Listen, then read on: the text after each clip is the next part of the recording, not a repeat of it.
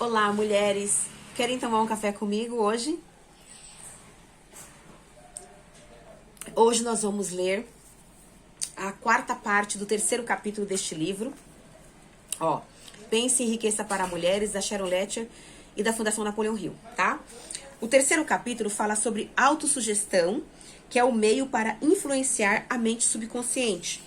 Então vamos aprender um pouquinho mais sobre este assunto para nós colocarmos em prática em nossas vidas e tirar os nossos projetos do papel e fazer eles virarem realidade, ok? Aí aqui é um testemunho pessoal da autora, tá? Ela fala assim: o capítulo na prática em minha vida.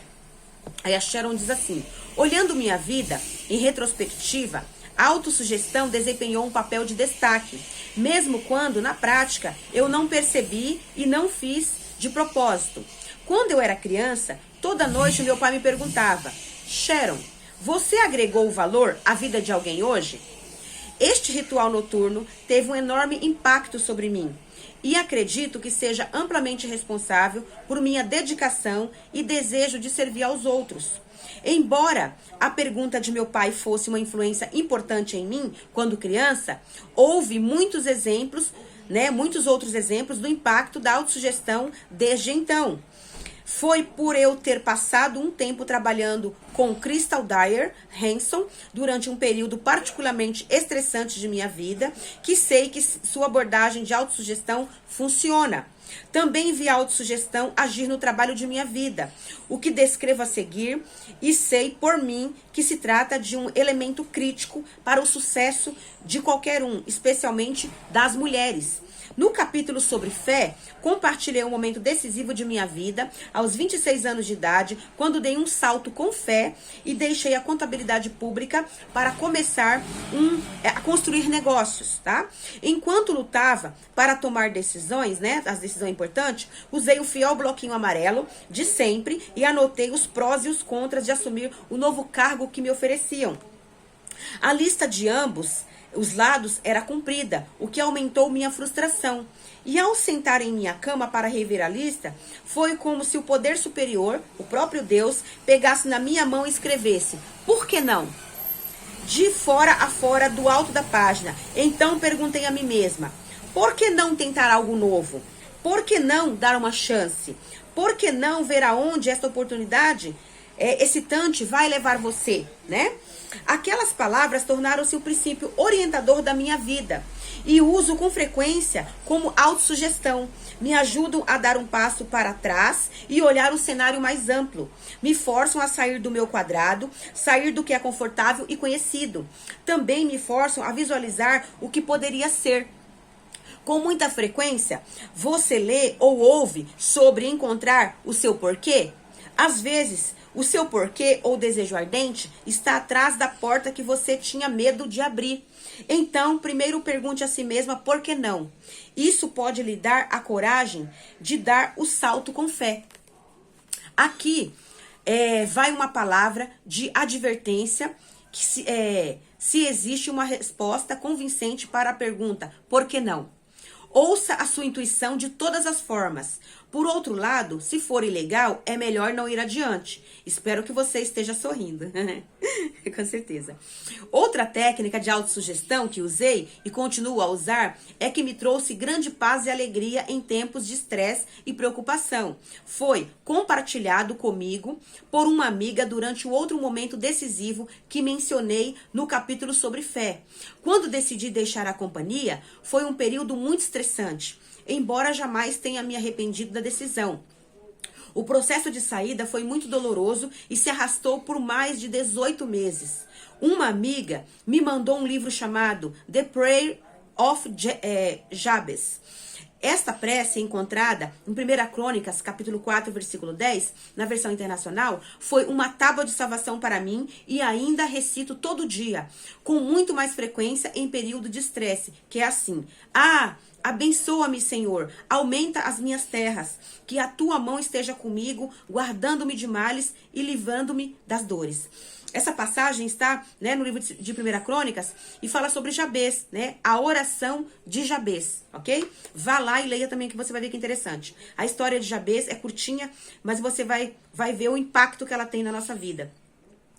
tá? Aí ela diz mais assim, olha, isso me faz lembrar, mais uma vez, de olhar para fora de mim mesma. Faz lembrar que tenho a responsabilidade de servir aos outros com fé, de modo que toda noite eu possa responder a pergunta de meu pai. Sharon, você agregou valor à vida de alguém hoje? Que a nossa resposta seja sim. Ok? Napoleon Hill descreve a autossugestão relacionada especificamente à realização de uma determinada meta. E eu também uso o método que ele descreve. Um de meus desejos ardentes e propósitos definidos na vida tem sido tornar a educação financeira um requisito dos currículos do ensino médio no mundo inteiro.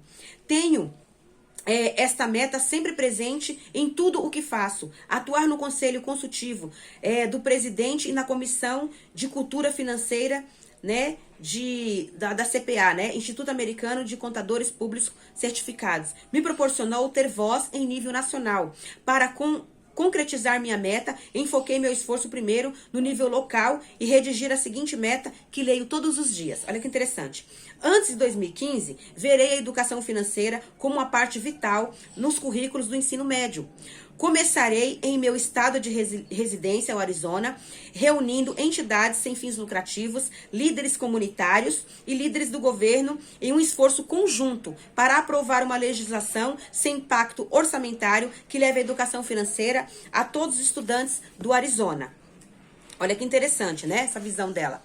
E em 30 de junho de 2013, a governadora do Arizona, Jan Brewer, sancionou a lei, o primeiro passo para garantir que os alunos do ensino médio tenham domínio em finanças pessoais antes de entrar no mundo real. Agora tenho condições de enfocar meu esforço em ver o currículo implementado no Arizona, bem como engatar outros estudos a seguir do exemplo do Arizona, depois no mundo. Além disso, ainda viajo pelo mundo defendendo a necessidade da educação financeira e recrutando outros para assumir esta incumbência em suas comunidades. Olha que interessante. Vamos ler aqui também a mente superior da Irmandade, tá? Porque é curtinho, vamos ler aqui nesse capítulo.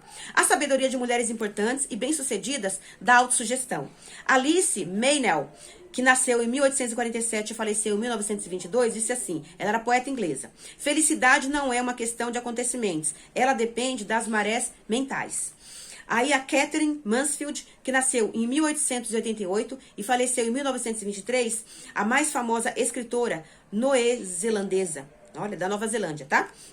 Ela disse assim, pudéssemos nós mudar de atitude, não apenas veríamos a vida de forma diferente, como a vida em si viria a ser diferente. A vida sofreria uma mudança de aspecto por termos passado por uma mudança de atitude. Aí a Ayn Rand, que nasceu em 1905 e faleceu em 1982, ela foi escritora e filósofa. Ela disse assim, todo homem é livre para ascender tanto quanto seja capaz ou esteja disposto, mas o grau de seu pensamento determina o grau que ele ascenderá, tá? Crescerá, evoluirá, ok? Peace Pilgrim nasceu em 1908 e faleceu em 1981. Ela foi ativista norte-americana da paz. Ela disse assim, pelo pensamento, você está constantemente criando suas condições internas e ajudando a criar as condições ao seu redor. Assim, mantenha seus pensamentos do lado positivo. Pense no que mudar poderia acontecer. Pense nas coisas boas que você pode e quer que aconteçam. Ai, que bênção, né? E a Bárbara Angeles, ela é escritora e consultora de relacionamentos, tá? A Bárbara, ela ainda trabalha hoje, tá? Ó, ela disse assim, ninguém está no controle de sua felicidade, a não ser você. Portanto, você tem o poder de mudar qualquer coisa que queira mudar em si ou em sua vida, ok?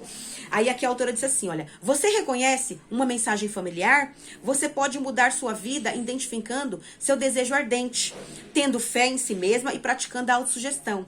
Mas o quarto passo na direção da riqueza é o conhecimento especializado. Neste capítulo, introduzimos o foco e no próximo capítulo abordaremos a importância de adquirir o conhecimento especializado. Então vamos aprender cada vez mais, vamos pedir para Deus sabedoria, para que nós possamos colocar essas autossugestões em nossa vida, para a gente mudar nossa mentalidade, mudar a nossa vida, mudar a vida da nossa família e mudar a vida da nossa comunidade ao nosso redor. Porque nós somos mulheres fortes e ativas e nós podemos tudo em Deus que nos fortalece e nos ajuda com a sua destra fiel.